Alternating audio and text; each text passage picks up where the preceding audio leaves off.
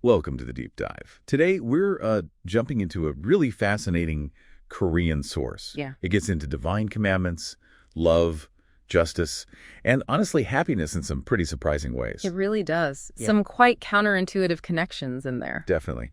Our goal here is to sort of unpack these ideas, see how they connect, and maybe, shift our perspective a little. Okay, so let's get right into it, this text. It starts with a genuinely staggering idea. It basically says the value of a divine commandment isn't just high, it's equivalent to what it calls the second God. Right. It distinguishes between a first God, the creator, and the second God, which seems tied to divine will or law itself. Exactly. And that immediately elevates everything, doesn't it? Like obedience, sin. Yeah. It all takes on this huge cosmic significance. Absolutely. And it sets up the next point about sin perfectly. If a commandment has that kind of value, then sinning against it, well, the source is very clear. Yeah. It insists that atonement requires a sacrifice of equal or even greater value. The price has to match what was transgressed against. Okay, and this is where, for me at least, gets really intense. The source claims that for human sin, for Adam's sin specifically, the price paid wasn't just big, it was divine. The first God abandoning the second God. That's the phrasing used. Think about that, the first God abandoning the second God. It underscores this almost unimaginable cost for redemption. It really does. And it implies something crucial.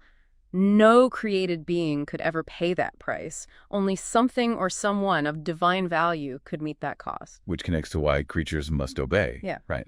Because we can't afford not to. Precisely. It suggests that our very existence kind of hangs on upholding these commandments because we're inherently bound by them. We don't possess the value needed to bypass them. So if these commandments are so central and the cost of breaking them is so high, what are they fundamentally? Are they just rules? Well, that's another beautiful twist in the source. It frames them not just as rules, but as the very expression of love itself. Love in action, sort of. Exactly. Not just a list of things to do or avoid, but love made manifest, guiding creation. Okay, so love is key. How does that relate to, everything else, like space and time? That's fascinating, too. The text emphasizes that space-time exists for love, not the other way around. So the universe isn't the container for love?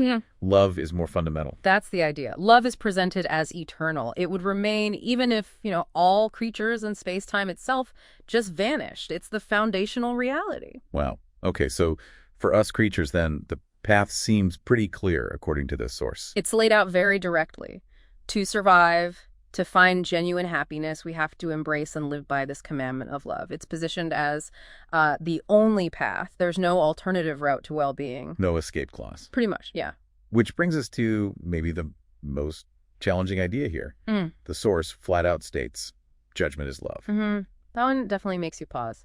We tend to see judgment and love as opposites, or at least in tension. Right. How can destroying disobedient creatures possibly be framed as an act of love? Well, the argument presented is this. Without commandments, and crucially, without the enforcement of those commandments through judgment, what happens? Chaos. Chaos and suffering, yeah. The source paints a picture of the strong constantly preying on the weak, leading to endless pain, a state of being the world wasn't designed by God to sustain. Okay, I think I see where this is going. And it makes a really important distinction here between pleasure and happiness. Okay. Tell me more. Acts like oppression, violence, crime. They might bring someone a temporary, fleeting pleasure, but the source insists they always lead to suffering in the end. For the victim, obviously, but also for the perpetrator, ultimately leading towards death. Whereas true happiness, the kind designed by God, comes from loving and obeying, and that path leads towards eternal life. so judgment, even destruction, it becomes a way to stop the cycle. That's the argument. Wow. Ending the suffering for those who persist in transgression, who refuse to change. It's framed as an ultimate act of divine love. It protects the obedient, ensures their peace and happiness, and paradoxically, it even prevents endless self-inflicted pain for the disobedient themselves by stopping their destructive actions. It's like halting a cycle that only leads to more pain for everyone involved, even the one causing it. Exactly. Using the example of a murderer, if they refuse to stop, allowing them to continue just creates more suffering.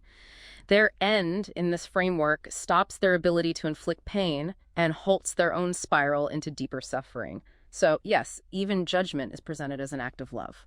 Wow, okay. So wrapping this up, we've journeyed through this Korean source, seeing commandments not just as rules, but as tied to God's very essence, to love. demanding this ultimate sacrifice for sin. And acting is the only real path to survival and happiness. Right, and then grappling with this really profound idea that even judgment itself is framed as love. A tough one, but central to this text's logic. Definitely. So maybe something for you, our listener, to think about. If even something like divine judgment can be understood as an expression of love within this framework, what other, maybe deeper dimensions of divine love might we be missing in how we understand our world and our purpose within it?